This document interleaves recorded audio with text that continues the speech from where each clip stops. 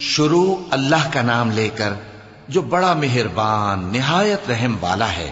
اے چادر میں لپٹنے والے، اٹھو، اب خبردار کرنے لگو اور اپنے پروردگار کی بڑائی بیان کرو اور اپنے کپڑے پاک رکھو اور شرک کی گندگی سے تو الگ ہی رہو، اور اس نیت سے احسان نہ کرو کہ اس سے زیادہ کے خواہاں ہو، اور اپنے پروردگار کی خاطر صبر کرتے رہو۔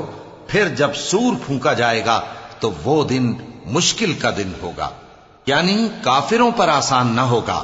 مجھے اس شخص سے سمجھ لینے دو جس کو میں نے اکیلا پیدا کیا اور میں نے اس کو بہت سا مال دیا اور ہر وقت حاضر رہنے والے بیٹے دیے اور اس کو ہر طرح کے سامان میں وسعت دی، پھر بھی لالچ رکھتا ہے کہ میں اسے اور زیادہ دوں۔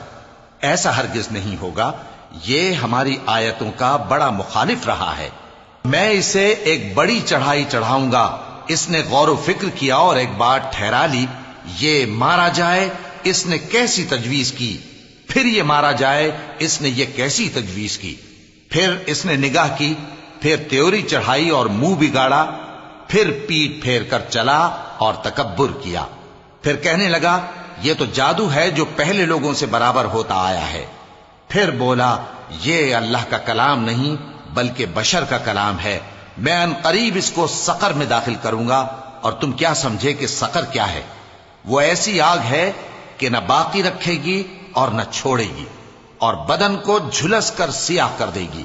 اس پر 19 داروغہ ہیں، اور ہم نے دوزخ کے داروغہ فرشتے ہی بنائے ہیں، اور ان کا شمار کافروں کی آزمائش کے لیے مقرر کیا ہے، اس لیے کہ اہل کتاب یقین کریں اور مومنوں کا ایمان اور زیادہ ہو، اور اہل کتاب اور مومن شک نہ لائیں، اور اس لیے کہ جن لوگوں کے دلوں میں نفاق کا روگ ہے اور جو کافر ہیں کہیں کہ اس مثال کے بیان کرنے سے اللہ کا مقصود کیا ہے۔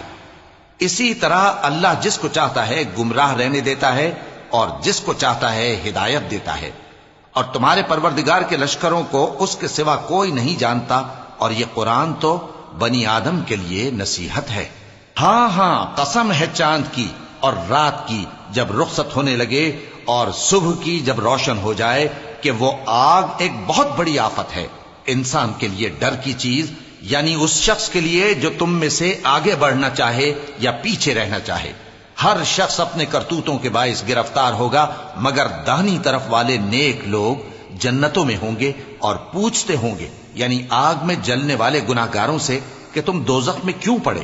وہ جواب دیں گے کہ ہم نمازیوں میں شامل نہ ہوئے، اور نہ ہم فقیروں کو کھانا کھلاتے تھے، اور ہم بحث کرنے والوں کے ساتھ مل کر بحث کرتے تھے، اور روز جزا کو جھٹلاتے تھے، یہاں تک کہ ہمیں موت آ گئی۔ تو سفارش کرنے والوں کی سفارش ان کے حق میں کچھ فائدہ نہ دے گی۔ ان کو کیا ہوا ہے کہ نصیحت سے روگرداں ہو رہے ہیں، گویا گدھے ہیں کہ بدک جاتے ہیں جو شیر سے ڈر کر بھاگ جاتے ہیں۔ اصل یہ ہے کہ ان میں سے ہر شخص یہ چاہتا ہے کہ اس کے پاس کھلی ہوئی کتاب آئے، ایسا ہرگز نہیں ہوگا۔ حقیقت یہ ہے کہ ان کو آخرت کا خوف ہی نہیں۔ کچھ شک نہیں کہ یہ قرآن نصیحت ہے، تو جو چاہے اسے یاد رکھے، اور یاد بھی تبھی رکھیں گے جب اللہ چاہے۔ وہی اس لائق ہے کہ اس سے ڈرا جائے، اور وہی معاف کرنے والا ہے۔